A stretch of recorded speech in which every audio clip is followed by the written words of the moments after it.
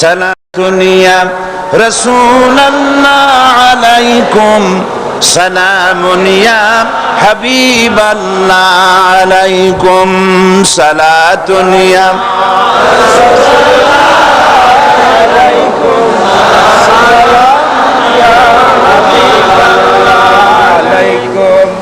আলহামদুলিল্লাহ আলহামদুলিল্লাহ আল্লাহ পাকের শুকরিয়া আদায় করছি। আল্লাহ পাক আমাদেরকে কোরআন শোনার তৌফিক দান করেছেন, আলহামদুলিল্লাহ। আচ্ছা, আপনারা বলেন তো, জেন, দুষ্ট জেন আর ভূত প্রেতে যদি আসর করে তাহলে কোরআন শরীফের কোন আয়াত পড়তে হয়? জি, ওলামারা বলেন না, আয়াতুল কুরসি। কোনটা পড়তে হয় বলেন, কোনটা? চট্টগ্রাম তাফসীর মাহফিল উপলক্ষেও কিছুটা ভূত প্রেতের আসর হয়েছে। এই ভূত প্রেতের আসর থেকে রক্ষা করার জন্য সকলে আমার সাথে পড়েন যথারীতি। আউযু বিল্লাহি মিনাশ শাইতানির রাজিম। বিসমিল্লাহির রাহমানির রহিম। আল্লাহু লা ইলাহা ইল্লা হুয়াল হাইয়ুল কাইয়্যুম লা তা'খুযুহু সিনাতুন ওয়ালা নাওম লাহু মা ফিস সামাওয়াতি ওয়া মা ফিল আরদ মান যাল্লাযী ইয়াশফা'ু 'ইনদাহু ইল্লা বিইযনিহি ইয়া'লামু মা বাইনা আইদিহিম ওয়া মা খালফাহুম ওয়া লা ইউহীতুনা বিশাইইন মিন ইলমিহি ইল্লা বিমা শা'a وسع كرسيه السماوات والأرض ولا يؤوده حفظهما وهو العلي العظيم صدق الله العظيم সবাই বলেন সাদাকাল্লাহুল আযীম। আয়াতুল কুরসি, আগে এটার অর্থ করে নেই। আল্লাহু লা ইলাহা ইল্লা হুয়াল হাইয়ুল কাইয়্যুম। আল্লাহ হচ্ছেন তিনি যিনি ছাড়া কোনো ইলাহ নাই, যিনি সার্বভৌমত্বের একমাত্র মালিক। লা তাখুযুহু সিনাতুন ওয়ালা নাওম, যাকে ঘুম এবং তন্দ্রা স্পর্শ করে না। লাহু মা ফিস সামাওয়াতি ওয়া মা ফিল আরদ, আকাশ ও জমিনে যা কিছু আছে সবই তার। মান যাল্লাযী ইয়াশফাউ ইনদাহু ইল্লা বিইজনিহি, কে আছে এমন যে তার কাছে সুপারিশ করতে পারে তার বিনা অনুমতিতে? মা বাইনা আইদিহিম ইয়ালামু মা বাইনা আইদিহিম ওয়া মা খালফাহুম, তিনি সবার অগ্র পশ্চাৎ এর সব কিছুর খবর রাখেন। ওয়ালা ইউহীতুনা বিশাইইন মিন ইলমিহি ইল্লা বিমা শা'a, তার জ্ঞাত বিষয়ের কিছুই মানুষ নিজেদের আয়ত্তে আনতে পারে না। অবশ্য আল্লাহ যদি কাউকে কিছু দিতে চান, ওয়াসি'a কুরসিয়্যুহু সামাওয়াতি ওয়াল আরদ, তার একচ্ছত্র ক্ষমতা এবং কর্তৃত্ব আকাশ এবং জমিনকে পরিব্যাপ্ত করে রেখেছে।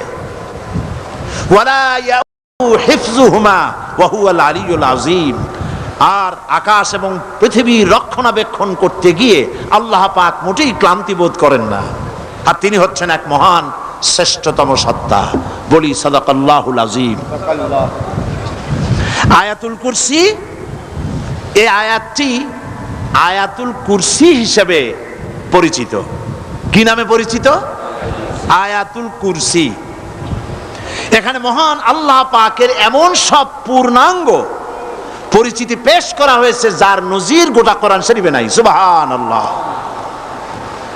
তাই হাদিস শরীফে এই আয়াতটিকে শ্রেষ্ঠ আয়াত বলা হয়েছে। কোরআন শরীফের কি আয়াত? শ্রেষ্ঠ আয়াত বলা হয়েছে। আমরা প্রত্যেকটি ফরজ নামাজের পরে এই আয়াতে কারিমা পড়ে থাকি, ঠিক কিনা বলে? আল্লাহর প্রত্যেক ফরজ নামাজের উপরে আয়াতুল কুরসি যে ব্যক্তি পাঠ করবে, কিয়ামতের দিন আল্লাহ রাব্বুল আলামিন ওই ব্যক্তির ব্যাপারে সিদ্ধান্ত নেবেন, আল্লাহ তাকে জান্নাত দান করে দিবেন। হতে পারে এবার আপনারা কেউ করতে পারেন, বাস ওয়াজ আর না শুনলে চলবে, আয়াতুল কুরসি পড়বো আর জান্নাতে চলে যাব। না, বিষয়টা এমন নয়। বিষয়টা হচ্ছে এই আয়াতুল কুরসির মধ্যে এমন কিছু কথা আছে যা বুঝে যদি পড়ে আর আমল করে, আল্লাহ পাক কিয়ামতের সিদ্ধান্ত নেবেন, জান্নাত দিয়ে দিবেন। সুবহানাল্লাহ, বলেন সুবহানাল্লাহ। এর কারণ হলো আয়াতুল কুরসির মধ্যে আল্লাহ পাক সার্বভৌমত্বের কথা বলেছেন। আজ আমরা স্লোগান দেই সব সমস্যার সমাধান। ও মাশাআল্লাহ, চট্টগ্রামের সবাই বোধহয় এই পরিচিত স্লোগানটা জানেন না। জবাব তো আপনারা জবাব দিতে পারলেন না কেন? সব সমস্যার সমাধান দেন স্লোগান আপনারাই।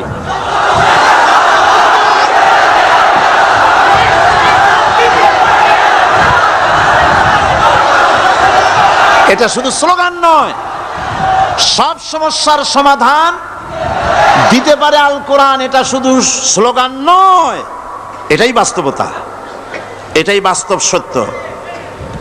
আয়াতুল কুরসির মধ্যে রয়েছে একটি জটিল সমস্যার সমাধান, যাকে সহজ কথায় বলা যায় গদি সমস্যার সমাধান।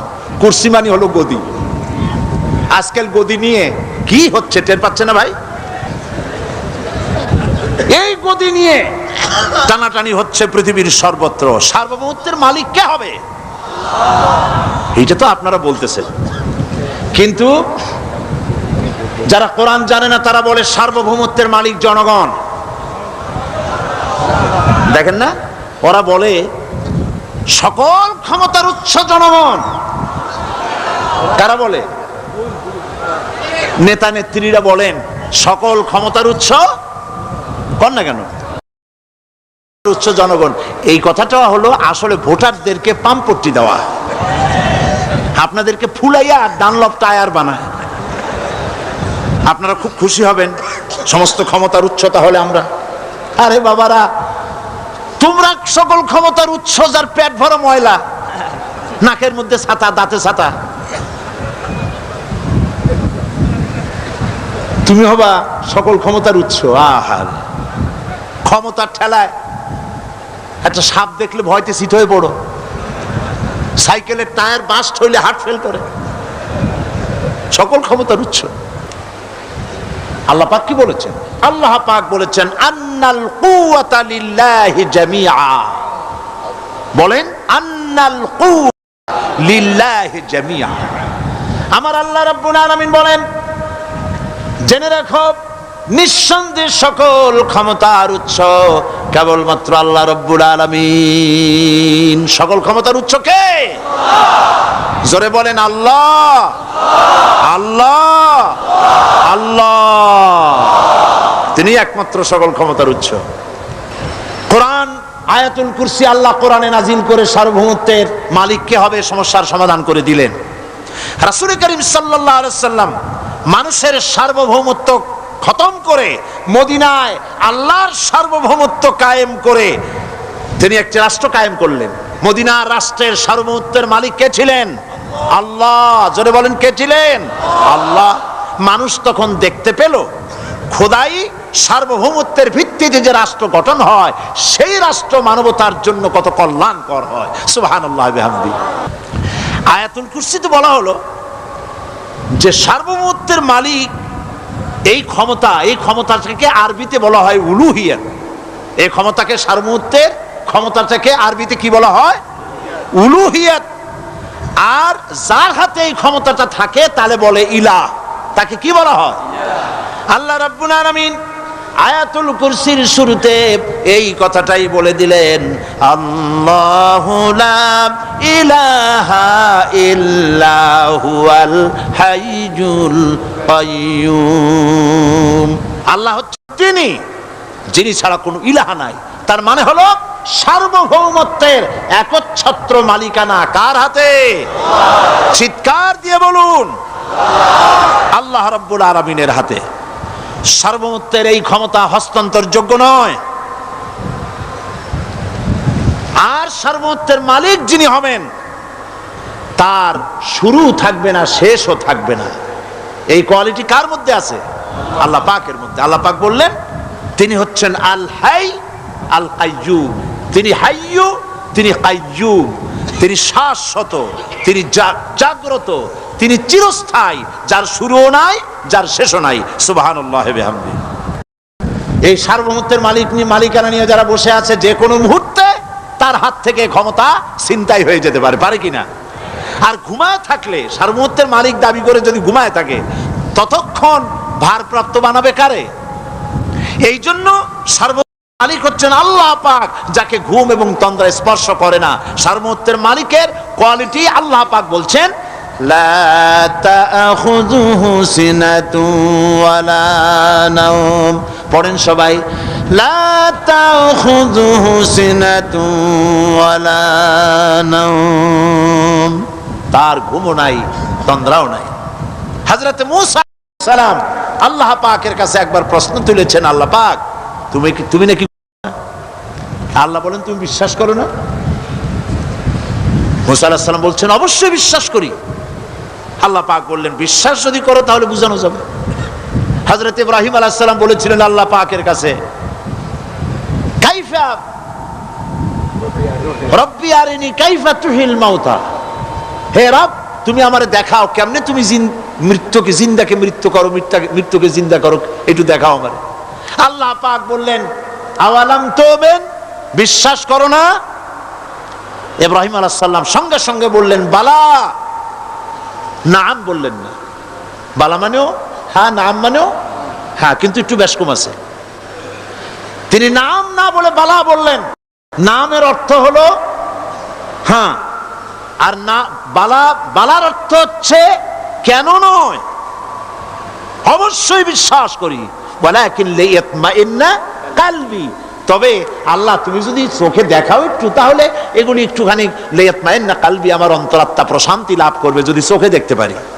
আল্লাহ বলেন তাহলে তোমারে দেখাবো। আল্লাহ দেখাইলেন।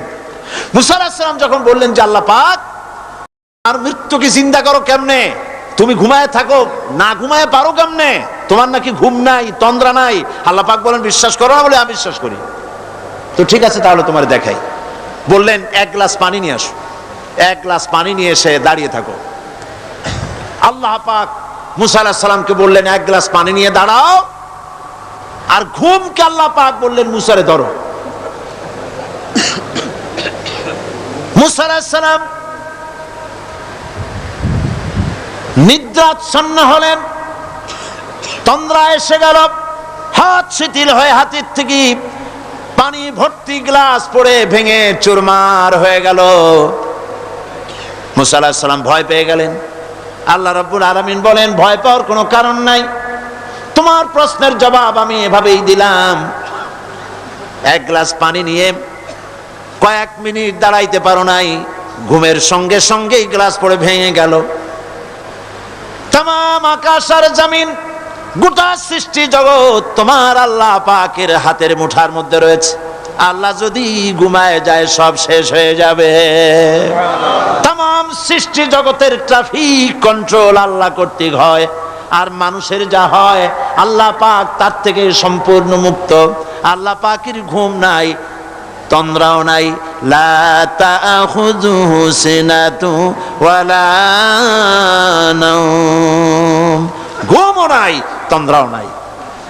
আল্লাহ পাক সমস্ত রকমের মানবীয় কোয়ালিটি থেকে, গুণ থেকে মুক্ত, মুবাররা, পবিত্র। আল্লাহ রাব্বুল আলামিন সার্বভৌমত্বের একচ্ছত্র মালিক হচ্ছেন আল্লাহ পাক।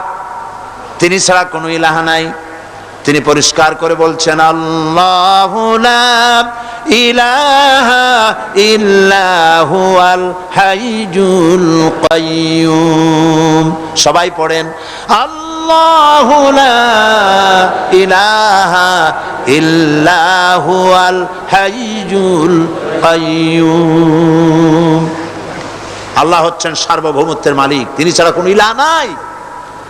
এমন একটি আয়াত তাফসীরের জন্য আল্লাহ এনে দিয়েছেন, যেই আয়াতটি বুঝলে পরে দুনিয়া শান্তি, আখিরাতেও শান্তি, গতি সমস্যার সমাধান হবে, সব সমস্যার সমাধান হবে।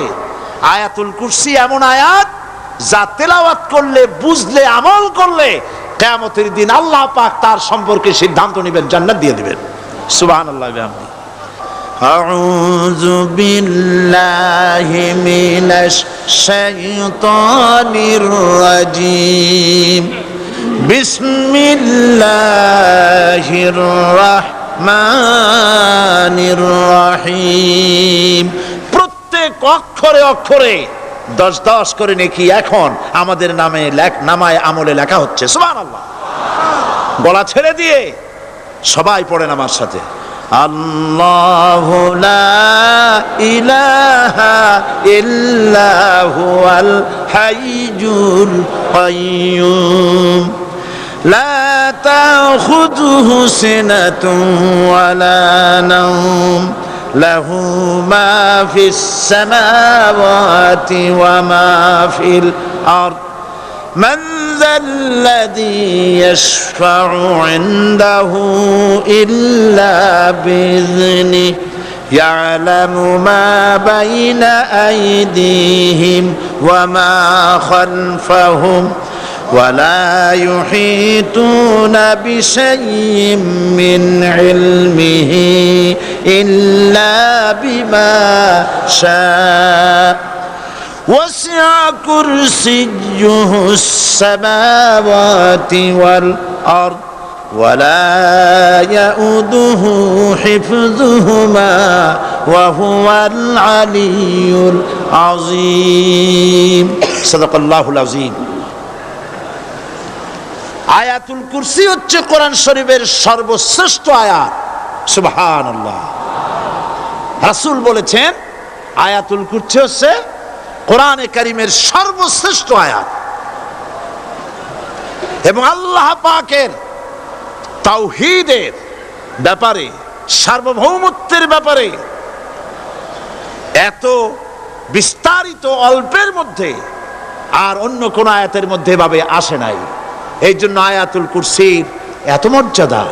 কালকে আরো একটি হাদিস শোনাইছিলাম, বোধহয় নিশ্চয়ই আপনাদের মনে আছে, প্রত্যেক ফরজ নামাজের পরে আয়াতুল কুরসি যে একবার পড়বে, তেলাওয়াত করবে, কিয়ামতের দিন আল্লাহ পাক তার সম্পর্কে সিদ্ধান্ত নেবেন, তাকে জান্নাত দিয়ে দিবেন। সুবহানাল্লাহ কইতে ইচ্ছে করলো না? আলহামদুলিল্লাহ বলবেন না? তার অর্থ হলো এই আয়াতুল কুরসি যদি মানুষ পড়ে আর বোঝে, আর ওই অনুযায়ী যদি আকীদা তৈরি হয়, জীবন তৈরি হয়, তার জীবন জান্নাতের জন্য তৈরি হয়ে যায়। গতকাল আল্লাহ পাকের সার্বভৌমত্বের কথা আমরা আলোচনা করেছিলাম।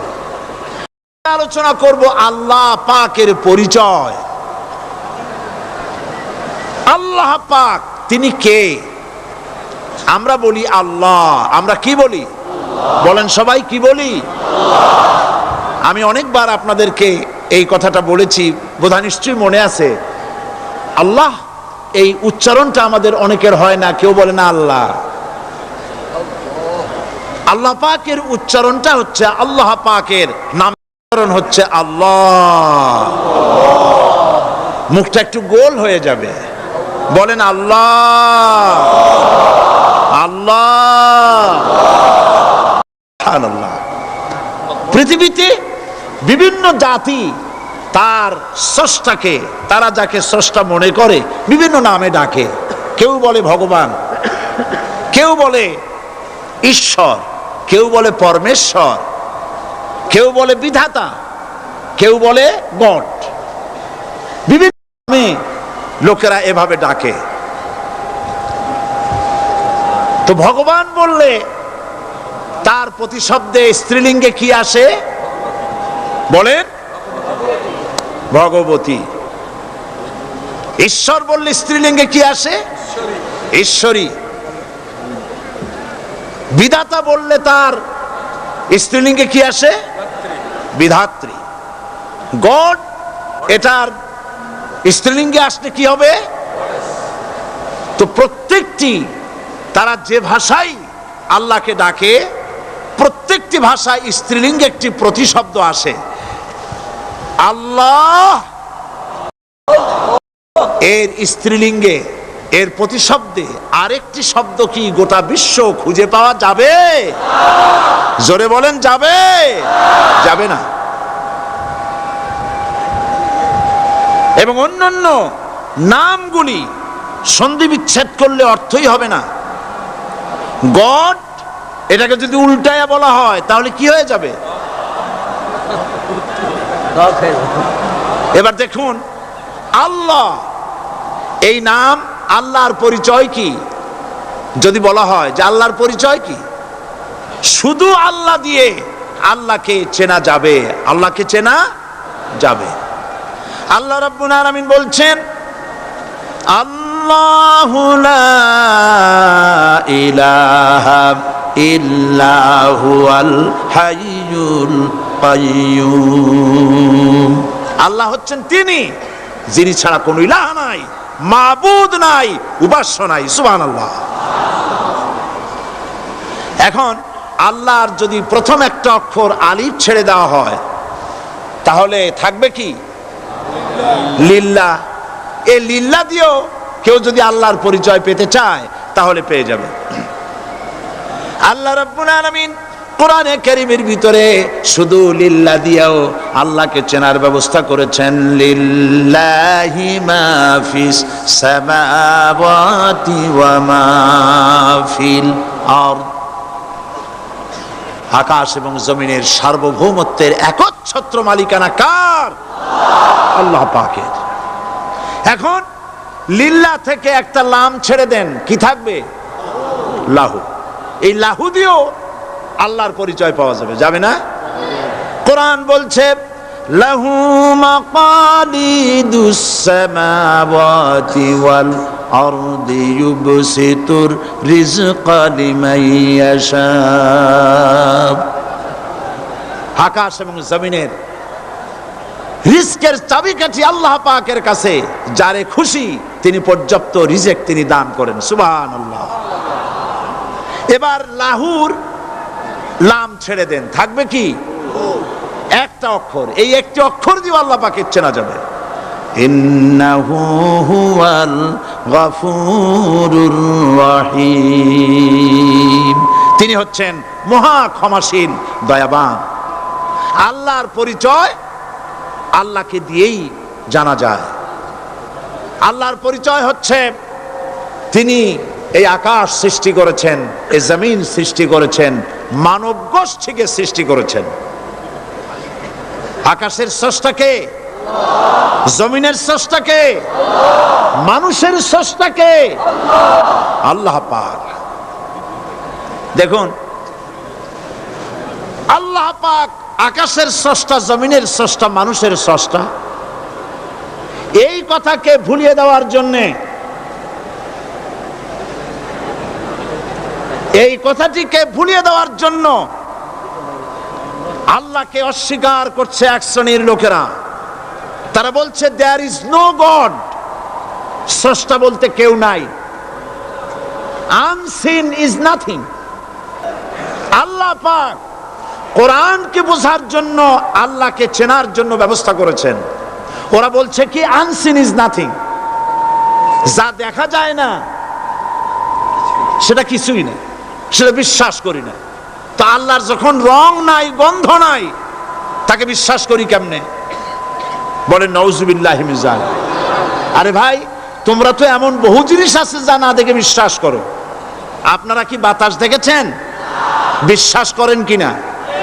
বিশ্বাস করেন কিনা? আপনারা কি ইথার দেখেছেন? বিশ্বাস করেন কিনা? ফুলের গন্ধ দেখেছেন কিন্তু বিশ্বাস করেন কিনা? মাধ্যাকর্ষণ শক্তি, ল অফ গ্রাভিটেশন আপনারা চোখে দেখেছেন? বিশ্বাস করেন কিনা? অনেক জিনিস এমন আছে যা আমরা চোখে দেখি না কিন্তু বিশ্বাস করি। হযরত ইমাম আবু হানিফা রাহমাতুল্লাহ আলাইহির সাথে এক নাস্তিকের বহস হবে। স্থান এবং তারিখ নির্ধারণ করা হলো। ইমাম সাহেব দেরি করে আসলেন। নাস্তিক বলছে, আমি আপনার সঙ্গে কোনো বিতর্কে যেতে চাই না, কারণ আপনি ওয়াদা রক্ষা করতে পারেন নাই, নির্ধারিত সময়ের অন্তত 3 ঘন্টা পরে এসেছেন। তিনি বললেন, আমি কেন দেরি করলাম সেটা তো তুমি জিজ্ঞেস করবে। আচ্ছা বলেন কেন দেরি করেছেন? তিনি বললেন, দেখো এই জায়গায় আসার পথে একটা নদী বেঁধেছিল, তা কি করে, আমার কাছে পারাপারের কোনো বন্দোবস্ত ছিল না। এক পর্যায়ে হতাশ হয়ে গেলাম, আমার বোধহয় যাওয়াই হবে না। শেষ পর্যন্ত আমি দেখতে পেলাম হঠাৎ করে আমার পাশে একটা ফলের বীজ পড়লো, তা দিয়ে একটা গাছ অঙ্কুরিত হলো। দেখি না তা গাছটা একটা ময়ূর হয়ে পরিণত হয়ে গেল। কই থেকে একটা করাতে সে গাছটা কেটে ফেলে দিল। ফটাফট কতগুলি তক্তা বেরিয়ে আসলো, কোথার থেকে একটা হাতুড়ি আর কতগুলি লোহা এসে ঠাস ঠাস করে বাড়ি লেগে একটা কিস্তি তৈরি হয়ে গেল। কিস্তিটার ধাপায় পড়লো নদীতে, আমি লাফ দিয়ে উঠলাম, তাই পার হয়ে আসতে যা দেরি হলো। নাস্তিক বলছে, আপনার সাথে আমি জানছিলাম যে আপনি অত্যন্ত বুদ্ধিমান মানুষ, কিন্তু যে ঘটনা শুনাইলেন আপনার স্ক্রু একটাও টাইট আছে বলে মনে হয় না, আপনার সাথে আর কোনো বহস নয়। তিনি বললেন, কেন? কয় বহস না, আপনি বলছেন যে এইরকম একটা গাছ চারা হয়ে গেল, সাথে সাথে বিনা মিস্ত্রিতে গাছটা কাটলো, তারপর এইটা দিয়ে তক্তা হলো, লোহা আসলো, হাতুড়ি হইলো, বিনা মিস্ত্রিতে কিস্তি তৈরি হয়ে গেল, নৌকা এটা পড়লো নদীতে, আর বিনা মাঝিতে আপনি পার হয়ে আসলেন। এটা কি আদৌ সম্ভব? ইমাম আবু হানিফা রাহমাতুল্লাহ আলাইহি বলছেন, তোমার সাথে আমি কোনো কিতাব দিয়ে ঝগড়া করব না, কোনো কিতাব দিয়ে আমি তোমার সাথে বহস করব না। এই একটি দৃষ্টান্ত তোমার জন্য যথেষ্ট। একটা মিস্ত্রি ছাড়া যদি একটা কিস্তি তৈরি না হতে পারে, একটা গাছ কেটে তক্তা যদি না হতে পারে, এই বিশাল আকাশ, এই বিশাল জমিন, আর তোমার মতো এরকম একটা সুন্দর মানুষ বিনা মিস্ত্রিতে বিনা স্রষ্টায় তৈরি হলো কেমনে? এক কথায় নাস্তিক বলছে, আমার জীবনের ভুল ধরা পড়ল। নাস্তিক বলছে, জীবনের ভুল ধরা পড়েছে, আমি মুসলমান হয়ে গেলাম। লা ইলাহা ইল্লাল্লাহু মুহাম্মাদুর রাসূলুল্লাহ। জোরে পড়েন, লা ইলাহা লা ইলাহা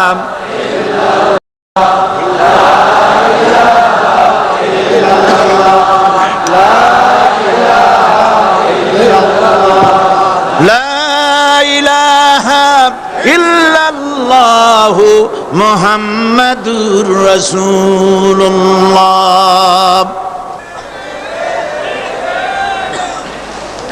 আল্লাহ পাক বলছেন, আমি আদম, আমি দাউদ এবং সুলাইমানকে জ্ঞান দান করেছি, ইব্রাহিমকে জ্ঞান দান করেছি।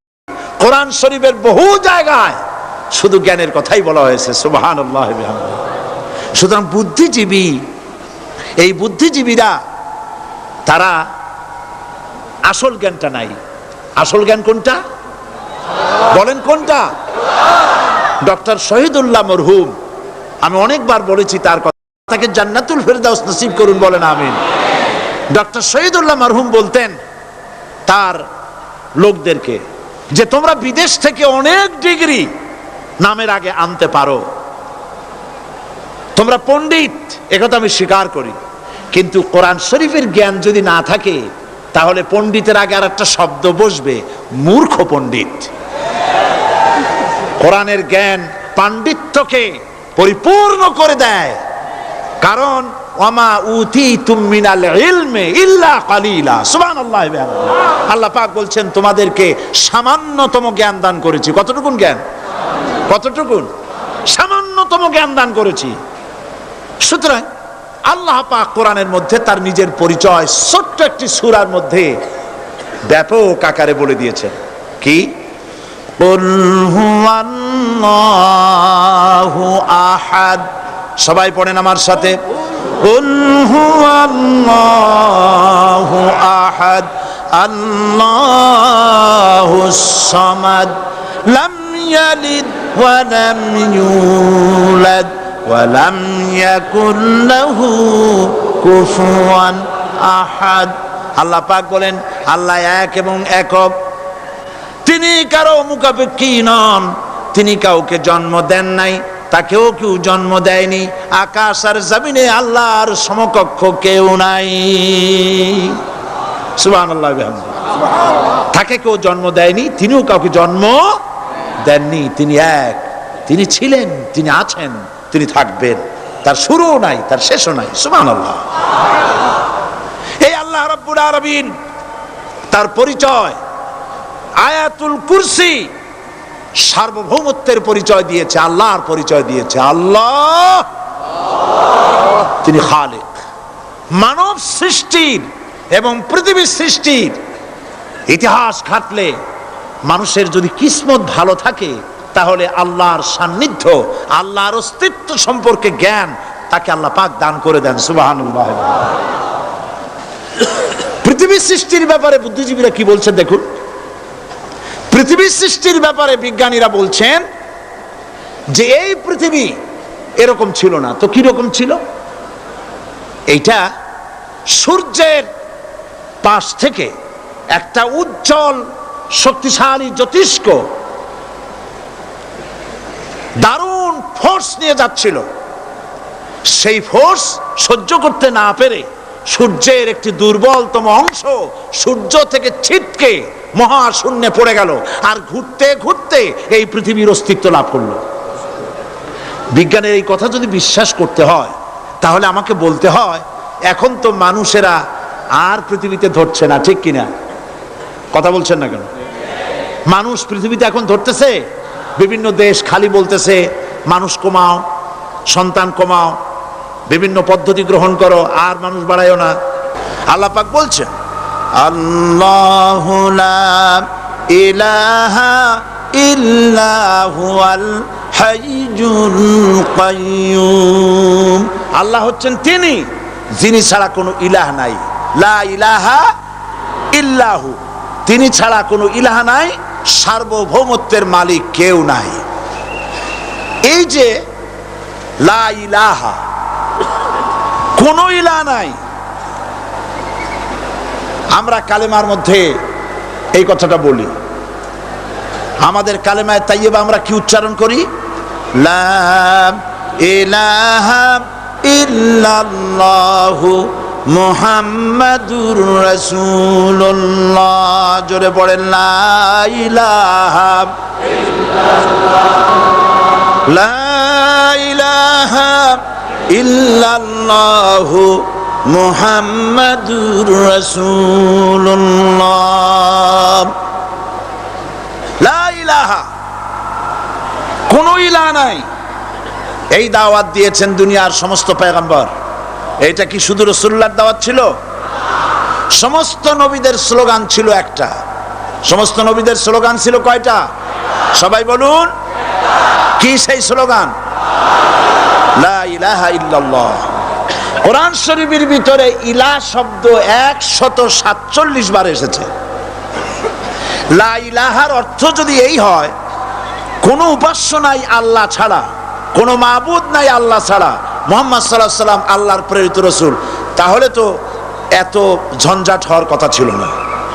আপনারা বলেন, নবীরা যখনই এই দাওয়াত দিয়েছেন লা ইলাহা ইল্লাল্লাহ, তখন সংঘর্ষ হয়েছে কিনা? হয়েছে কিনা? বাধা আসছে কিনা? তাহলে এই কথাটা কি, যার কারণে এরকমের বাধা আসে? লা ইলাহা ইল্লাল্লাহ, এর চাইতে বিপ্লবাত্মক, এর চাইতে রিভলিউশন সৃষ্টিকারী কথা আল্লাহর আকাশের নিচে জমিনের উপরে আর একটাও হতে পারে না। লা ইলাহা ইল্লাল্লাহ। ইলাহ শব্দের অর্থ শুধু উপাস্য আর মাবুদ নয়। ইলাহ শব্দের অর্থ হচ্ছে আইনদাতা, ইলাহ শব্দের অর্থ হচ্ছে শাসনকর্তা, ইলাহ শব্দের অর্থ হচ্ছে বিধানদাতা। তো লা ইলাহা যখন একটি লোক ঘোষণা করে, তার অর্থ দাঁড়ায় কোনো আইনদাতা নাই, বিধানদাতা নাই, শাসনকর্তা নাই, কারো আইন মানি না, বিধান মানি না, শাসন মানি না, আল্লাহ ছাড়া। কে ছাড়া? আল্লাহ ছাড়া। এই কালেমার দাওয়াত যখন পয়গম্বরেরা দিয়েছেন, তখন 3 শ্রেণীর লোকেরা বাধা দিয়েছে। বলেন কয় শ্রেণী? সবাই বলেন। 3 শ্রেণীর লোকেরা বাধা দিয়েছে, লক্ষ্য করুন। 1 নম্বরে বাধা দিয়েছে রাষ্ট্র শক্তি। 1 নম্বরে বাধা দিল কারা? 2 নম্বরে বাধা দিয়েছে ধনাঢ্য ব্যক্তিবর্গ। 3 নম্বরে বাধা দিয়েছে যারা কায়েমি স্বার্থবাদী ধর্মীয় শক্তি। এই 3টি শ্রেণী সমস্ত নবীদেরকে বাধা দিয়েছে। সেই বাধা অতীতে যারা দিত এখন আর দেয় না, নাকি? এখনো দেয়। দেখুন, এই কালেমার দাওয়াত হযরতে মূসা আলাইহিস সালামকে যেদিন আল্লাহ পাক প্রথম ওহী দিলেন, এই দাওয়াত শুধু রাসূল দেন নাই, আল্লাহ পাক বলছেন প্রত্যেক নবী তার জাতিকে এই দাওয়াত দিয়েছেন। কি? আল্লাহ রাব্বুল আলামিন বলেন সকল নবী তার কওমকেই বলে দাওয়াত দিয়েছেন, ইয়া কওমি ইবুদুল্লাহা মা লাকুম মিন ইলাহিন গায়রু। হে সম্প্রদায়, আল্লাহ ছাড়া কোনো ইলাহ নাই, তার ইবাদত করো, তারই দাসত্ব করো, তার গোলামি করো। আল্লাহ পাক মূসা আলাইহিস সালামকে যখন নবুয়াত দিলেন, প্রথম যে ওহী এলো, প্রথম ওহীটাই ছিল ইন্নানি আনাল্লাহ লা ইলাহা ইল্লা আনা ফা'বুদনি ওয়া আকিমিস সালাতা লিযিকরি। নিশ্চয়ই আমি আল্লাহ, আমি ছাড়া কোনো ইলাহ নাই, আইনদাতা নাই, বিধানদাতা নাই, সুতরাং আমার দাসত্ব করো এবং আমার শরণার্থে নামাজকে প্রতিষ্ঠা করো। মূসা আলাইহিস সালামকে আল্লাহ পাক ওহী দিয়ে তাকে পাঠালেন। কোথায় পাঠালেন? আল্লাহ পাক বলেন, ইযহাব ইলা ফিরআউনা ইন্নাহু তাগা। গোটা কওম নাফরমান, আল্লাহর আইন কেউ মানছে না। গোটা কওমের কাছে না পাঠাইয়া আল্লাহ পাক সর্বপ্রথম মূসা আলাইহিস সালামকে দাওয়াত নিয়ে কার কাছে পাঠালেন? ফেরাউনের কাছে। কারণ ফেরাউন হচ্ছে রাষ্ট্রশাসক। ফেরাউন কি? রাষ্ট্রশাসক। হযরতে মূসা আলাইহিস সালাম ফেরাউনের কাছে গেলেন আর দাওয়াত দিলেন, ফেরাউন পড়ে নাও, লা ইলাহা ইল্লাল্লাহ। একটি কথা আপনাদের মনে রাখতে হবে, দুনিয়ার কোন ফেরাউন, কোন নমরুদ, কোন সাদ্দাত, কোন হামান কেউ বলে নাই যে আমি আল্লাহ, আমি রাজ্জাক, আমি খালেক, আমি পৃথিবীর সৃষ্টি করেছি। কথা কেউ বলেছে? কেউ বলে নাই। কি বলেছে তারা? ফেরাউন বলেছে, মা আলিমতু লাকুম মিন ইলাহিন গায়রি, আমি তো জানি না আমি ছাড়া আরো কোনো ইলাহ আছে, এ কথা আমার জানা নাই, সুতরাং আমি হচ্ছি ইলাহ, আর তুমি বলছো লা ইলাহা। তার মানে হচ্ছে ওই সময় পয়গম্বরেরা, আল্লাহর নবীর সাহাবীরা, তারা জানতেন যে আমরা কিসের দাওয়াত দেই, আর যারা শুনতো তারাও বুঝতো কিসের দাওয়াত শুনতেছি। আজ আমার দেশে একই কালেমার দাওয়াত দেওয়া হয়, কিন্তু মানুষেরা বুঝতে পারে না কি শুনতেছি। ভাষা জানার ব্যাপারে, বোঝার ব্যাপারে হলো আসল বিষয়। এটা বুঝাতে গিয়ে আমি মাঝে মধ্যে একটা দৃষ্টান্ত দেই এভাবে। একজনের একটা রেশনের দোকান ছিল, সেই দোকানে তার একটা ময়না পাখি ছিল, আর ময়না পাখিকে কথা শেখানো যায় সেটা তো আপনারা জানেন। জি, ময়নাকে শিখায়েছে যে লাইন করুন, এক এক করে আসুন। ময়না এই কথা শিখেছে। সকালবেলায় যখন রেশনের দোকানে ভিড় পড়ে গেছে, তখন ওই পাখি খাঁচার মধ্যে বসে বলছে লাইন করুন, এক এক করে আসুন। একদিন খাঁচার দরজা খোলা পেয়ে পাখি উড়ে গিয়ে গাছের ডালে বসেছে। আশেপাশে যত পাখি ছিল তারা চিন্তা করলো এই রকমের পাখি তো কখনো দেখি নাই। ময়না তো দেখতে কাকের মতো না, শালিকের মতো না, দেখতে একটা ভিন্ন রকম। ওরা এসে চতুর্দিক থেকে এই নবান্তক, এই যে নতুন এসেছে, ওরে ঠোকরানো শুরু করেছে চতুর্দিক থেকে। ঠোকরানি খেয়ে ময়না বলতেছে লাইন করুন, এক এক করে আসুন। এখন ময়না তো বোঝে না যে কি বলতেছি, আর যে পাখিরা ঠোকরাচ্ছে তারাও তো বোঝে না যে কি শুনতেছি।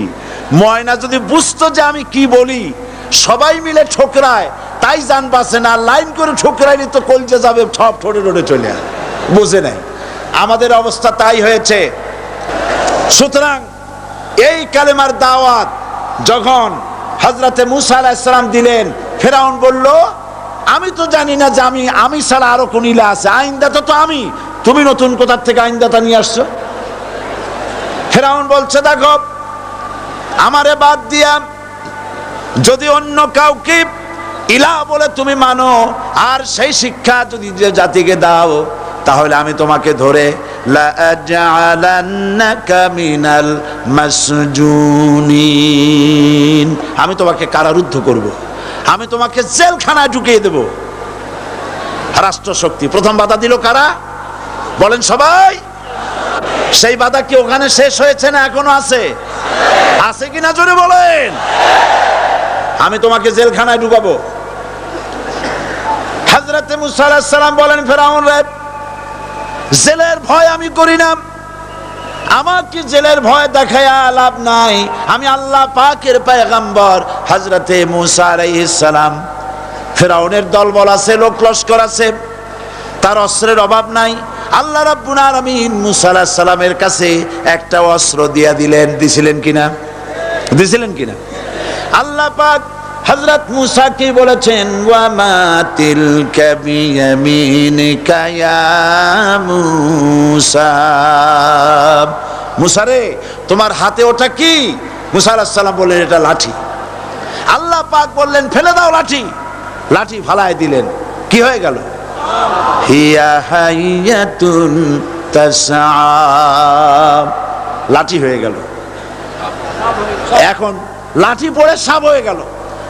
সাপ দেখে নবী হোক, ওলি হোক, সাহাবী হোক আর আলেম হোক, সাপ দেখলে ভয় করে না মানুষের? মুসা আলাইহিস সালাম ভয় পাইছে। আল্লাহ রাব্বুল আলামিন হযরত মুসাকে শোনায় দিলেন, খুযহা ওয়া লা তাখাফ সানুঈদুহা সিরাতাহাল উলা,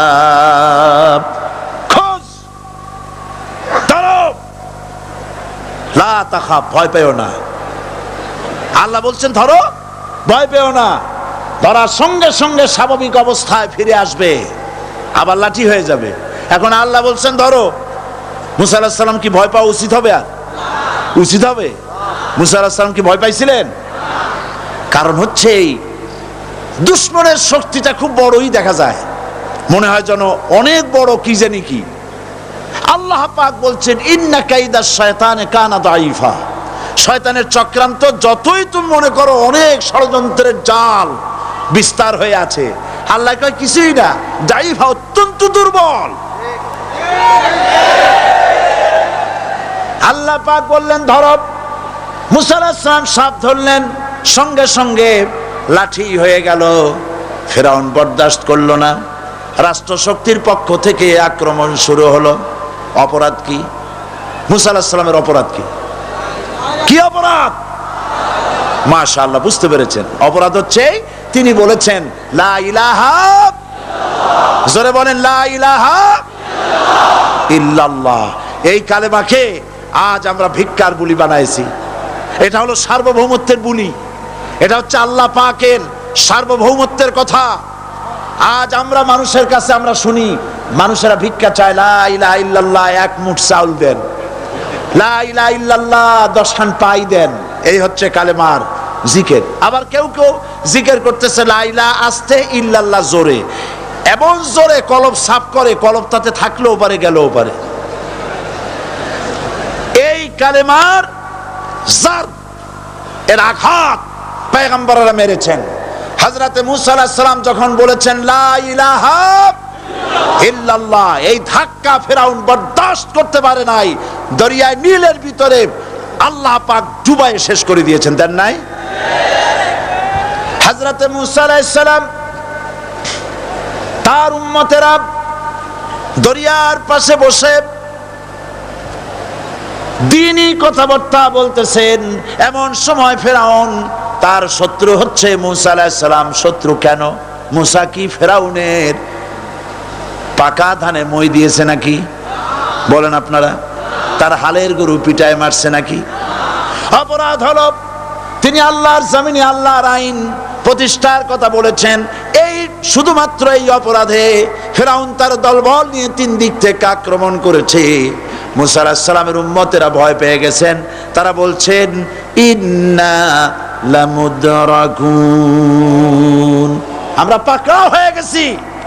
3 দিকে সাড়াশি আক্রমণ, 3 দিকে শত্রু, একদিকে দরিয়া, পালাবার রাস্তা আছে? হযরত মুসা আলাইহিস সালাম ভয় পেয়ে গেলেন, সারেন্ডার করলেন না। হযরত মুসা আলাইহিস সালাম বললেন কাল্লা, কখনো নয়, ভয় পাওয়ার কোনো কারণ নাই। রব্বি সায়াহদিন, অবশ্যই আমার রব আমার জন্য রাস্তা করে দিবেন। ভয় পাইও না, আমার রব রাস্তা করে দিবেন।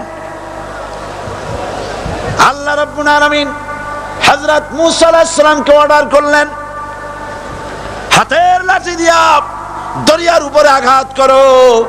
হযরত মুসা আলাইহিস সালাম দরিয়ার উপর আঘাত করলেন।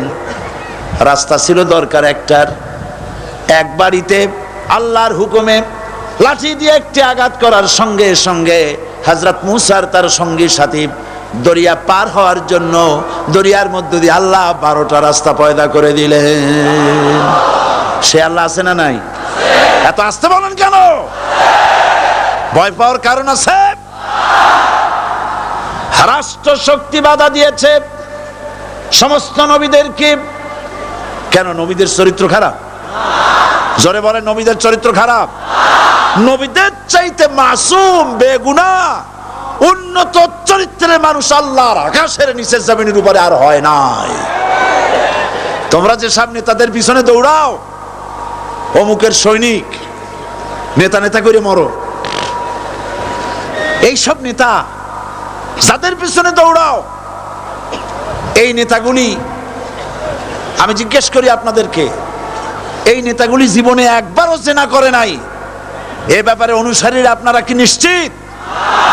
মিথ্যা কথা জীবনেও কয় নাই, প্রতারণা করে নাই, ঠাট্টা করে নাই, বিদ্রুপ করে নাই, মদ খায় নাই, মানুষ হত্যা করে নাই। কিসের নেতা? নেতা হচ্ছেন সেই ব্যক্তি যিনি বলেছেন, ও আমার স্ত্রীরা, ও আমার সাহাবীরা, রাতের আধারে আমার মধ্যে যা আচরণ দেখতে পাও, দিনের আলোতে আমার মধ্যে যা দেখতে পাও, সবগুলি খুলে খুলে মানুষের কাছে বলে দাও। তার নাম বিশ্বনবী মুহাম্মদ রাসূলুল্লাহ সাল্লাল্লাহু আলাইহি ওয়াসাল্লাম।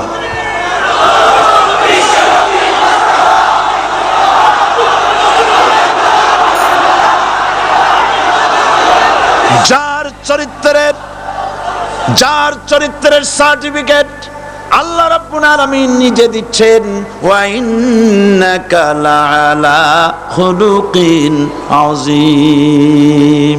নবী হে, উন্নত চরিত্রের উপরে আপনি প্রতিষ্ঠিত। সুবহানাল্লাহ। কে সার্টিফিকেট দিচ্ছেন? আযীম, আযীম। আরবিতে চওড়াকে বলা হয় আরিদ, গভীরতাকে বলা হয় আমিক। কত প্রশস্ত, যা মাপার কোনো ফিতা নাই, কত গভীর, যা মাপার কোনো যন্ত্র নাই, এইটাকে আরবিতে বলা হয় আজিম। সুবহানাল্লাহ বলতে ইচ্ছে করে না? ও নবী, তোমার চরিত্র এমন যা মাপার মতো যন্ত্র পৃথিবীতে নাই। লা ইলাহা ইল্লাল্লাহ পড়েন সবাই, লা ইলাহা ইল্লাল্লাহ। আপনিও যদি নবীদের মতো সাহাবীদের মতো বুঝা এই কলেমার দাওয়াত দেন, বাধা আসবেই। বোঝাবুঝির ব্যাপার, বুঝলি সারলো। কত মাহফিল হয় বাংলাদেশে, হয় না? কোনো বাধা নাই, ঠিক কিনা? কত পূজা হয়, পার্বণ হয়, গান হয়, থিয়েটার হয়, গুনাহগার বিবির গান হয়, কত কিছু হয়। কোনো বাধা আছে? তাফসীরের মাহফিলে বাধা। কারণ ওরা বুঝতে পেরেছে এ তাফসীরের মাহফিলে গাজীর গীত হয় না, এ তাফসীরের মাহফিলে আল্লাহর সার্বভৌমত্ব কায়েমের আন্দোলন চলে।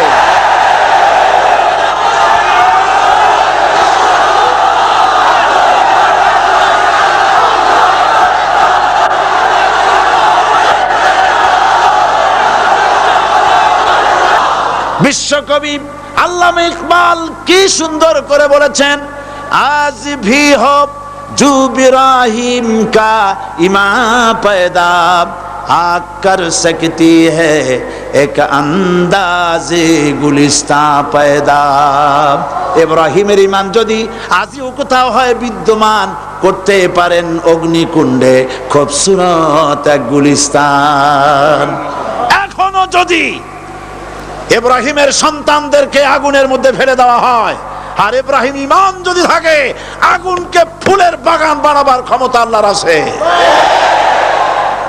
চিরকাল আল্লাহ পাক এই কালেমাকে দিয়েছেন আল্লাহর সার্বভৌমত্বকে প্রতিষ্ঠা করার জন্য। আয়াতুল কুরসি শুধু পড়ে বুকে ফু দেওয়ার জন্য নয়, পড়েন আমার সাথে, আল্লাহু লা ইলাহা ইল্লাহু আল হাইয়ুল কাইয়্যুম। দুনিয়ার সমস্ত পয়গম্বর অত্যাচারিত হলেন, শুধু তাই নয়, বিশ্ব নবী আখেরি জামানার পয়গম্বর নবী মুহাম্মদ রাসূলুল্লাহ সাল্লাল্লাহু আলাইহি ওয়াসাল্লাম জাতির কাছে আসলেন। তিনি এসে বললেন, ইয়া আইয়ুহান নাস কুলু লা ইলাহা ইল্লাল্লাহ। প্রথম দাওয়াত, প্রথম দাওয়াত। শুনছেন কথা?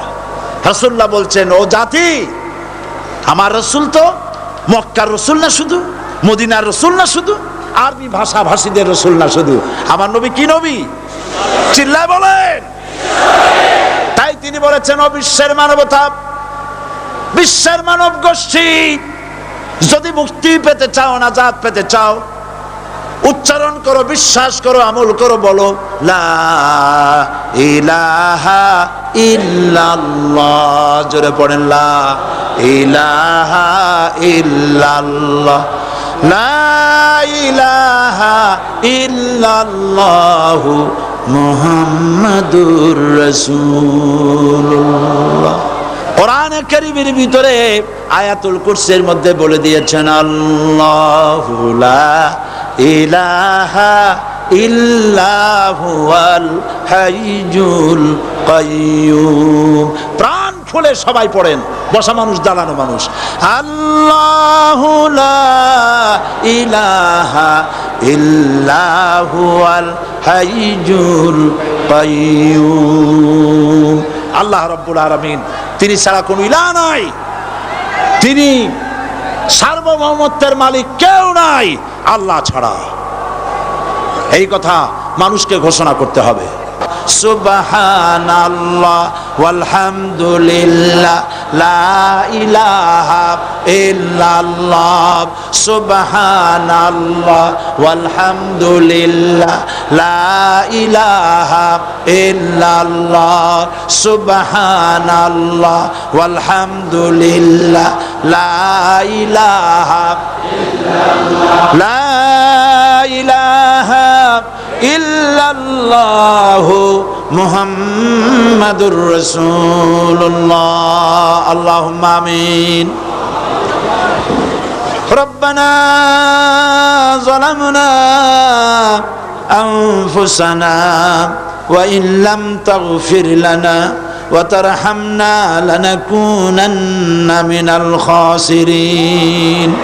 সবাই পড়েন আমার সাথে, রব্বানা যালামনা আনফুসানা ওয়া ইন লাম তাগফির লানা ওয়া তারহামনা লানাকুনান্না মিনাল খাসিরিন। রব্বানা যালামনা আনফুসানা ওয়া ইন লাম তাগফির লানা ওয়া তারহামনা লানাকুনান্না মিনাল খাসিরিন। আলোচনায় যদি কোনো ভুল হয়ে থাকে, আল্লাহ দয়া করে মাফ করে দাও।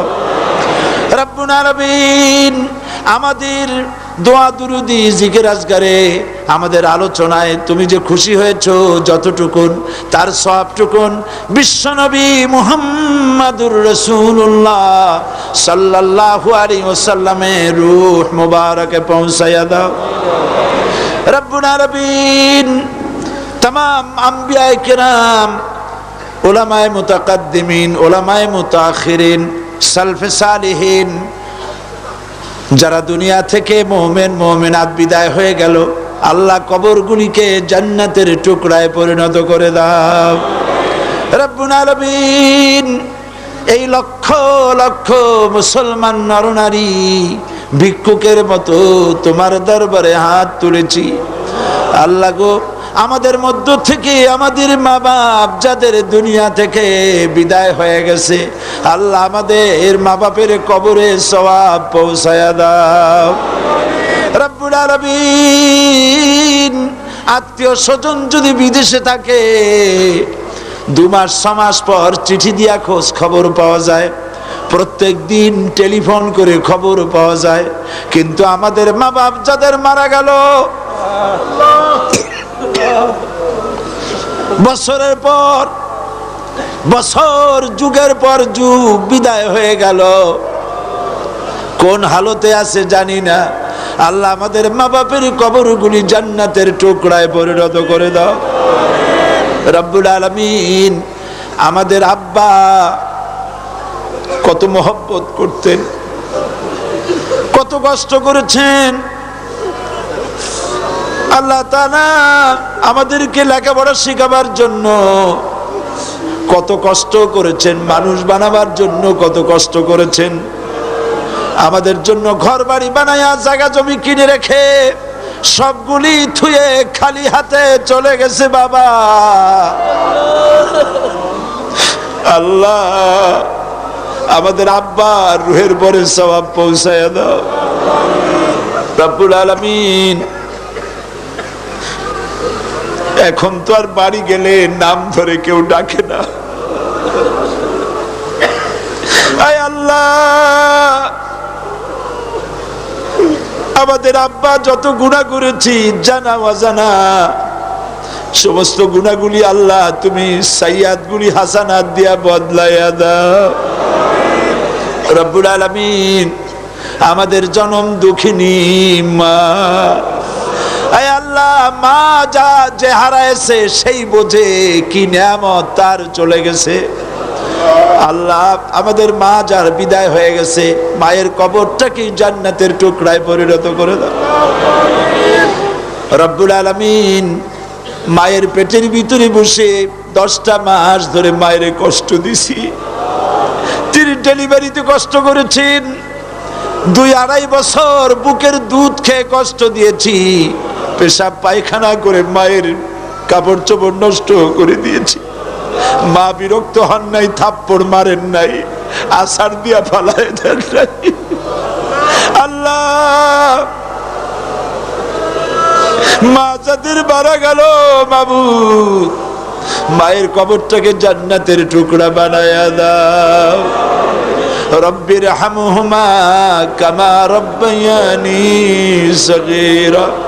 আমার ভাইয়েরা আমার মা বোনেরা করুণ ভাবে আল্লাহরে বলেন রব্বির হামহুমা কামা রব্বায়ানি সগীরা রব্বির হামহুমা কামা রব্বায়ানি সগীরা। রব্বানা তাকাব্বাল মিন্না ইন্নাকা আনতাস সামিউল আলিম ওয়া তুব আলাইনা ইন্নাকা আনতাত তাওয়াবুর রহিম। সুবহান রাব্বিকা রাব্বিল ইজ্জাতি আম্মা ইয়াসিফুন ওয়া সালামুন আলাল মুরসালিন ওয়ালহামদুলিল্লাহি রাব্বিল আলামিন। ওয়াজআল আখিরা কালিমাতিনা ইনদাল মাউত লা ইলাহা ইল্লাল্লাহু মুহাম্মাদুর রাসূলুল্লাহ।